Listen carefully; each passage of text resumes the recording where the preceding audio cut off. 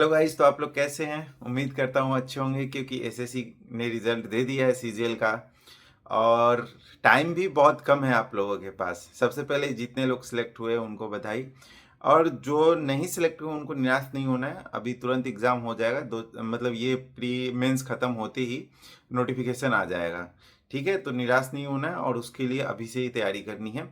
अभी से तैयारी का सेंस है कि मॉडरेट तैयारी करनी है, कोई जल्दीबाजी नहीं है। पहले सिलेबस कंप्लीट, आप लोगों का जिनका नहीं होगा ऑलमोस्ट कंप्लीट कर लिए होंगे, तो आप मॉडरेट तैयारी करते रहें, हो जाएगा। मॉडरेट तैयारी ही करनी पड़ेगी। कब तैयारी करनी होती हाई? जब अभी टाइम है। जिनका अभी रिजल्ट आया उनको बहुत ही अभी हाई लेवल की तैयारी करनी पड़ेगी। हाई लेवल कहने का सेंस है कि आपको 30 दिन डूबना पड़ेगा पढ़ाई में। और वो भी कैसा? कोई नया चीज़ नहीं, जो आपने पढ़ा है बस वही। कोई नया चीज़ आपको नहीं पढ़ना। इवन करंट अफेयर्स भी नया नया नहीं पढ़ना है आपको। ठीक है, जो ओल्ड है, जो आपने पढ़ रखा है, बस उसी पे ध्यान देना है, उसी को रिवाइज करना है। अगर देखो मैं बताऊं, अगर मैं अभी रहता, अगर मेरा रिजल्ट आता और मैं 30 दिन के अंदर, 30 डेज के अंदर अगर तैयारी करता, तो मैं कोई भी पब्लिकेशन का टेस्ट सीरीज उठाता और 20 दिन मतलब 30 डेज में से 20 डेज में एक एक सीरीज करता। एक एक सीरीज मतलब एक एक टेस्ट देता।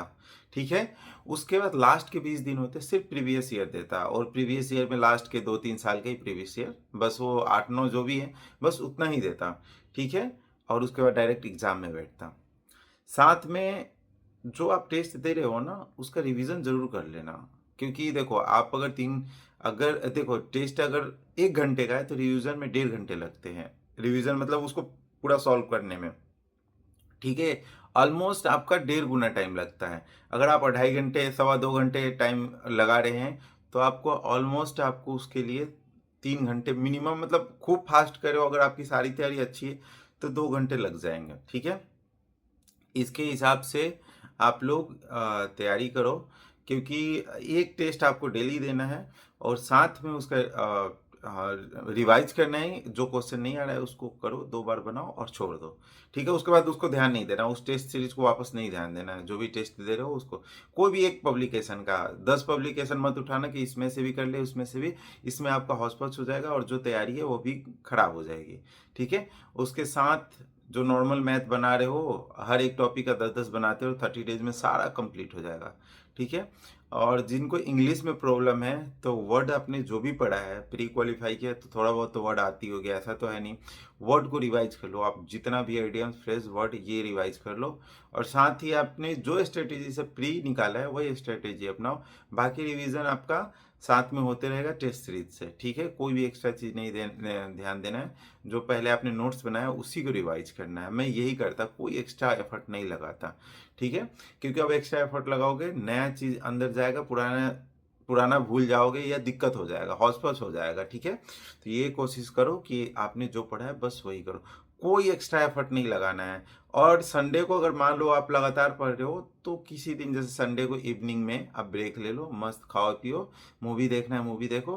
क्योंकि देखो, आपने जितना 6 दिन पढ़ा है और 7वें दिन भी आपने टेस्ट सीरीज तो दिया है, संडे को भी मान लो आपने टेस्ट सीरीज दिया है, उसका रिवीजन करके आपको माइंड सेटअप के लिए कि आपने जो पढ़ा है वो दिमाग में रहना चाहिए। इसके लिए आपको टाइम की ज़रूरत है और उस टाइम को आप मैनेज करो। और उसके साथ आपको अगर कोई भी दिक्कत आ रही है तो आप देखो कि किस सब्जेक्ट में दिक्कत आ रही है। देखो, अब नया वर्ड याद करोगे नहीं याद होगा, भूल जाओगे। जो पुराना आपने रिवाइज किया, और पुराना ही आता है यार। अगर 10 वर्ड के सवाल आ रहे हैं, वर्ड मतलब सारा वो cab A to Z idioms हो या जो भी, उसमें 1-2 क्वेश्चन ऐसे आते हैं जो बहुत रेयर लोग ही उसको कर पाते हैं। उस एक क्वेश्चन के लिए पूरा एफर्ट बर्बाद मत करो, बाकी क्वेश्चन पे ध्यान दो। ठीक है, और साथ में आप लोगों को बता दूं कि ये 30 डेज का एक मतलब रूटीन बना लोगे तो बहुत अच्छा रहेगा। रूटीन में देखो, रूटीन फिक्स तो नहीं कोई कंप्लीट कर पाता है, लेकिन एक टेस्ट सीरीज का कंप्लीट कर सकता है। ठीक है, उसके साथ देखो कट ऑफ तो जो गया है 137 के करीब गया है, तो इतना भी नहीं है, मॉडरेट है। एसएससी ने पहले भी 130 के करीब लगातार 2-3 बार दिया है और फिर उसके बाद 150 प्लस भी जाने लगे थे। लेकिन अभी एसएससी ने बहुत अच्छा किया और वैकेंसीज भी बहुत अच्छी है। तो जिस हिसाब से वैकेंसीज है तो आप लोग बहुत अच्छा अपॉर्चुनिटी है कि आप लोग कर सकते हो कंप्लीट, और अब एक जॉब तो एटलीस्ट सिक्योर कर सकते हो। ठीक है, तो इस बार जी जान लगा दो। 30 डेज की बात है, 30 डेज भूल जाओ कि आपको किसी और से रिश्ता रखना है या दोस्तों से घूमना है, क्या करना है, सब कुछ भूल जाओ।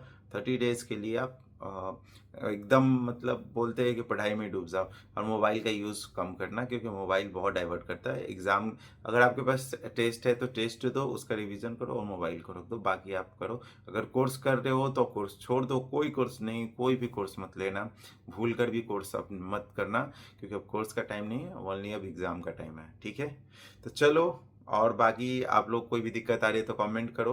इंग्लिश में बहुत लोगों ने बोला है कि प्रॉब्लम है, तो मैं इंग्लिश के लिए वीडियो बनाऊंगा, क्योंकि देखो अब इंग्लिश एक बार अच्छी हो जाती है या मैथ एक बार अच्छी हो जाती है, तो आप 2-3 साल बाद भी उस चीज़ को उठाओगे, पढ़ोगे तो क्लियर हो जाएगा, वो चीज़ बहुत जल्दी कैच कर लोगे। और आजकल सब कुछ इंग्लिश में काम हो रहा है, साथ में हिंदी में भी हो रहा है, तो इंग्लिश ऑटोमेटिक आपके माइंड में ट्रिगर करता है। ठीक है, बेस्ट ऑफ लक, आप लोग तैयारी अच्छे से कीजिए और 2025 के सीजीएल से एक अपना जॉब फिक्स कीजिए। ठीक है।